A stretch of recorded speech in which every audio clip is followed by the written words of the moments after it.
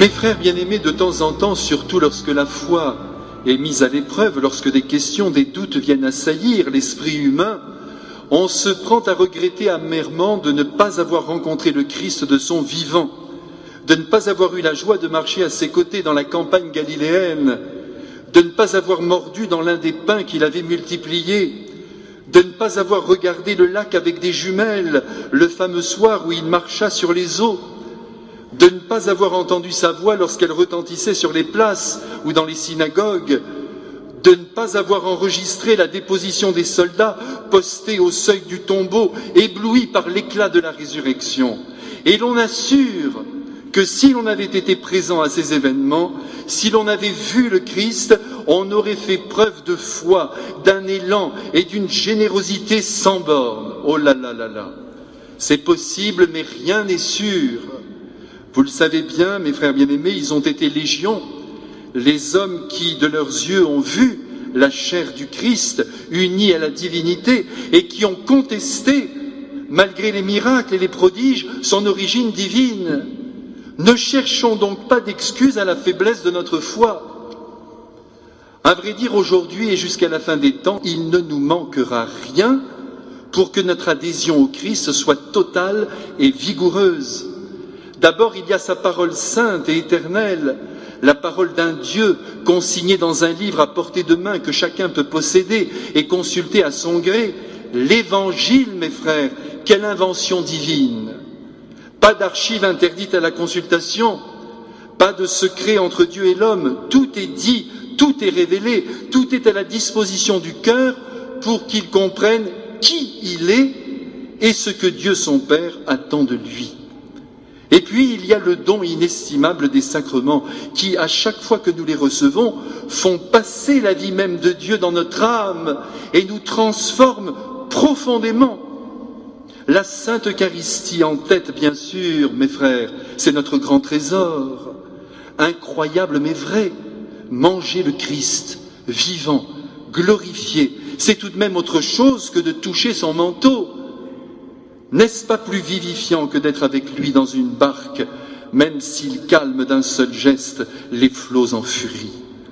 Un jour, mes frères, un homme très simple, pour me dire son bonheur de communier, employa une formule d'une justesse théologique parfaite qui fit choc dans mon âme, et la voici. Si vous saviez, mon père, me dit-il, comme j'aime communier au corps de Jésus, au moment où je le reçois, j'ai conscience que je me fais avaler par lui. Formule surprenante, mais très exacte. C'est en effet en ce sens qu'il faut voir les choses, car ce n'est pas nous qui assimilons le Christ, c'est lui qui nous prend dans son être divin. Il faut donc que nous réalisions à tout prix la chance merveilleuse que nous avons d'entrer en Dieu de cette manière. En communiant au corps sacré de Jésus, nous pouvons alors affirmer que nous vivons avec la divinité comme les apôtres et la Sainte Vierge ont partagé sa vie. C'est extraordinaire, vous savez, la Sainte Eucharistie. Vraiment, on devrait bondir de joie à la pensée de communier chaque dimanche et même s'évanouir devant la grâce d'une telle présence concentrée sur tous les autels du monde et dans les tabernacles, et cela pour que chaque cœur, chaque vie puisse en quelque sorte profiter du Christ et vivre de sa présence sanctifiante.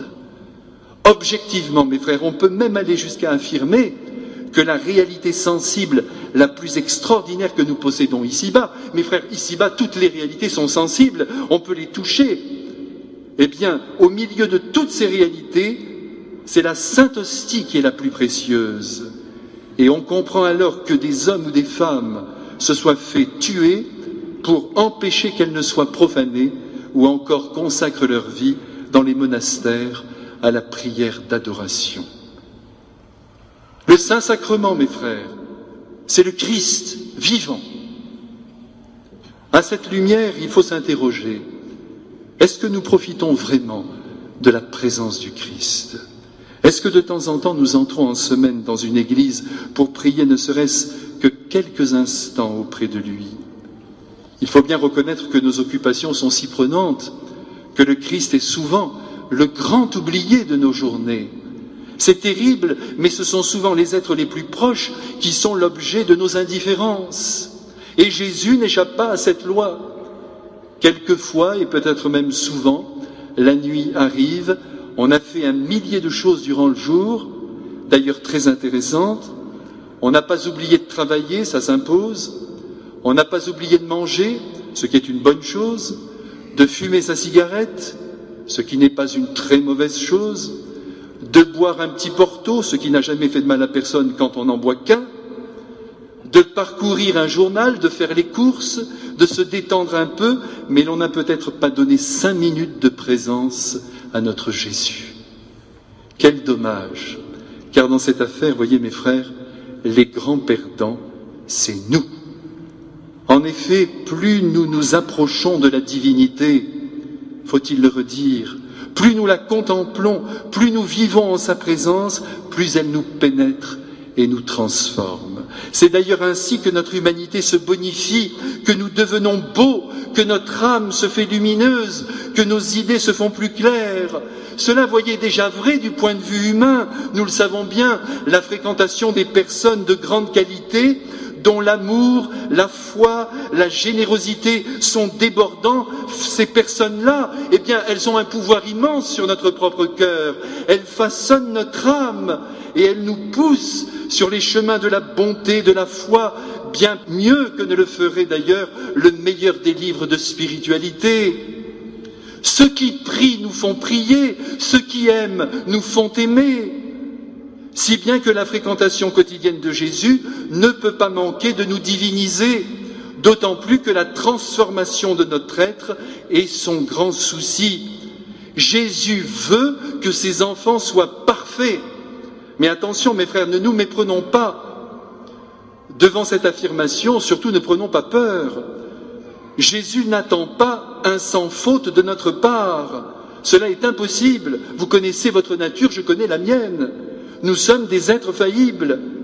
Il attend simplement que l'enfant, son enfant, l'homme, quand il sombre dans l'égoïsme, quand il marche dans le souci excessif de lui-même, quand tous les plans qu'il fait sur la comète reposent sur le seul profit personnel, il attend que l'homme, son enfant, sorte de ces chemins de traverse, qu'il se relève de cette étroitesse d'esprit qui en fait un animal tourné vers la seule satisfaction de ses besoins, et qu'il marche enfin vers l'avenir en direction de l'amour et de Dieu. Mes frères, ce désir du Christ de nous voir vivre dans l'amour et pour lui est exprimé magnifiquement dans l'appel qu'il nous lance ce matin dans le Saint-Évangile. « Repentez-vous, dit Jésus, car le royaume des cieux est tout proche. » Et ce royaume, mes frères, ce royaume qui est tout proche, quel est-il? Eh bien, ce royaume, c'est Jésus en personne, qui un jour va débarquer dans l'histoire des hommes pour la clore. Mais c'est aussi Jésus qui est déjà là, dans le mystère eucharistique, et qui nous pénètre ainsi de sa présence. Alors, mes frères, entendons bien ce matin le cri de Jésus, et surtout, comprenons-le bien. Repentez-vous, convertissez-vous. Parole forte du Christ que l'on pourrait traduire avec un peu d'audace. Embellissez-vous, rajeunissez, retrouvez la splendeur et la netteté de votre âme d'enfant. En exigeant notre conversion, Jésus ne nous propose donc pas une vie en demi-teinte, faite de petits plaisirs sans goût, vécu le visage sombre et sans cesse écrabouillé par la culpabilité. Pas du tout. Jésus rêve pour nous d'une existence ample, dynamique, joyeuse, créatrice, et donc marquée par le combat contre les forces qui rétrécissent notre cœur, contre cet égoïsme dont je vous parlais tout à l'heure, qui nous tue à petit feu en nous repliant sur nous-mêmes. Jésus veut que nous nous convertissions de manière à ce que toutes nos énergies se mobilisent pour aimer et Dieu notre Père, et les êtres qui nous sont proches. C'est le mot extraordinaire de Voltaire, de temps en temps il mérite aussi d'être cité, il disait « C'est n'être bon à rien que n'être bon qu'à soi ». Mes frères, encore une fois, Dieu nous rêve libres de toute entrave, au service de nos qualités les plus fondamentales, entièrement livrés à l'amour qui est la seule réalité capable d'ensoleiller notre vie. Mais mes frères, c'est pas la peine que j'insiste là-dessus. Vous êtes convaincus de ce que je vous dis là. Les seules joies que nous découvrons en cette existence, elles viennent de l'amour partagé, de l'amour vrai, de l'amour authentique, de l'amour dense. Qu'est-ce qu'on a d'autre à faire sur cette terre? Compter son argent? C'est l'amour, mes frères, qui remplit notre âme et qui nous fait ressembler à Dieu, car le Christ n'a fait qu'aimer ici-bas, et il nous l'a bien prouvé jusqu'à la démesure. C'est cela, mes frères, le mouvement de conversion attendu par le Christ. C'est une dilatation du cœur, visible sur le sourire, qui éclaire le visage. C'est l'être tout entier qui choisit de se livrer à l'amour. Ce n'est pas une purge que le Seigneur nous demande de vivre. C'est de nous mettre entièrement dans ce mouvement d'amour qui, encore une fois, réjouit notre cœur. C'est l'être tout entier qui choisit de se livrer à l'amour. Aussi, quand Jésus nous dit « Repentez-vous », il ne nous lance pas d'autre invitation que celle-ci. Allez, en avant, vous êtes faits pour aimer, vous êtes fabriqués pour le meilleur, mes enfants. Vous êtes tous des héros en puissance, ne vivez pas au ras des pâquerettes. Ne suivez pas le monde qui vous enfonce dans la molle paresse, qui dilue votre originalité dans la masse humaine, qui fait monter la mayonnaise de vos besoins pour mieux vous enliser. N'écoutez pas le monde, dit le Christ, écoutez-moi. Eh oui, mes frères, Dieu nous veut libres, libres pour aimer, l'avons-nous compris ce matin, libres à l'égard de l'esprit du monde, et plus encore libres à l'égard de nous-mêmes. En nous appelant ainsi à la conversion, c'est-à-dire à la perfection de notre être, Jésus nous laisse aussi une consigne précise.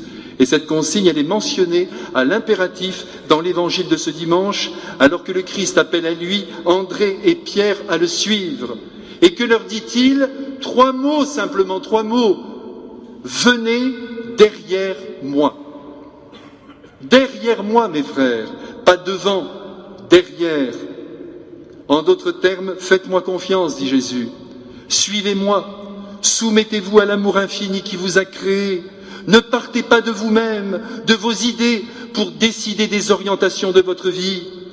Décentrez-vous et marchez sur ma propre route si vous voulez être heureux. Prenez mon style, dit le Christ, et ma manière d'être.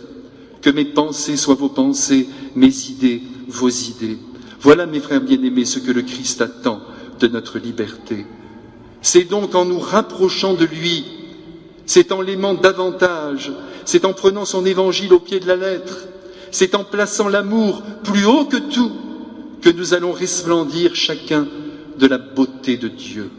Autrement dit, l'embellissement de notre être, notre conversion ne pourra pas s'effectuer si nous ne nous approchons pas de Jésus alors que nous vieillissons et que nous constatons l'inanité de toute chose.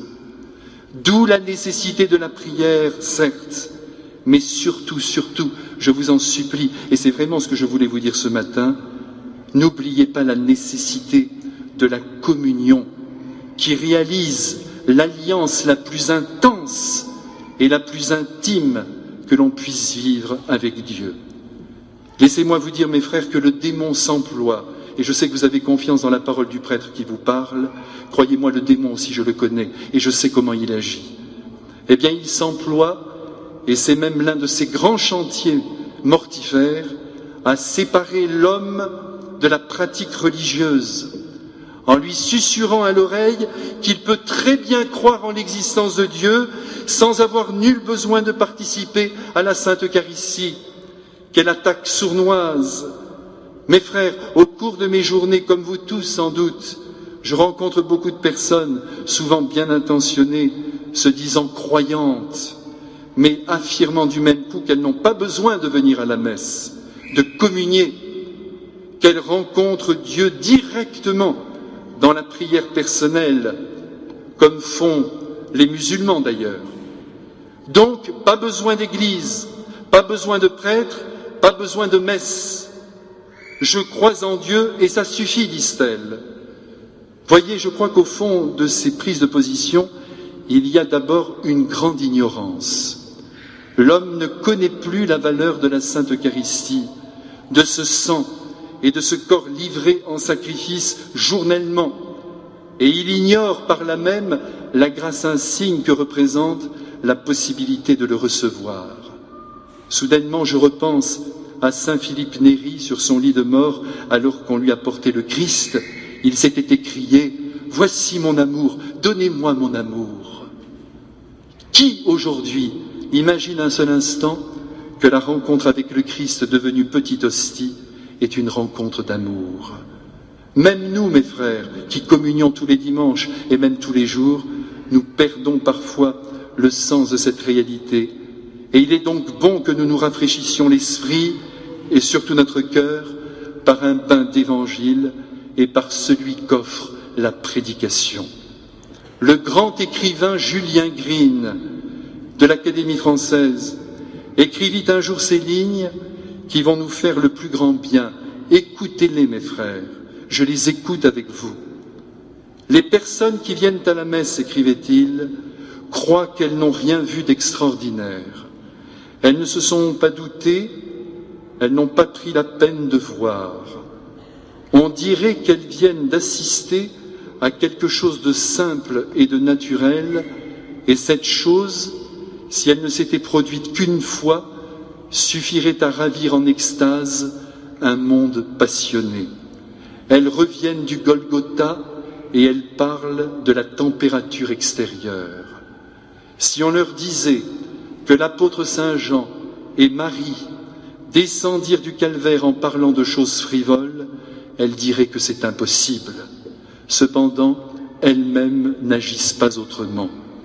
On dirait que ce que les yeux ne voient pas n'a pas d'importance. En réalité, il n'y a que cela qui est et il n'y a que cela qui existe. Elles ont été 1 heure dans une église sans comprendre ce qui se passait. Elles entendent la messe tranquillement, sans larmes, sans commotion intérieure. Si elles pouvaient s'étonner, elles seraient sauvées, mais elles font de leur religion une de leurs habitudes, c'est-à-dire quelque chose de vil et de naturel. C'est l'habitude qui damne le monde. Mes frères bien-aimés, qu'ajouter à ces mots qui nous confondent tous? Ce serait vraiment merveilleux si ce matin, chacun de nous prenait la décision de se convertir, autrement dit de réaliser comme jamais que le Christ est l'amour de sa vie et qu'il se tient là caché sous une petite hostie pour lui apporter le bonheur. Il faut donc que je m'approche de lui, que je l'adore, que je le mange, si je veux qu'il m'avale et me porte dans son ciel. Amen.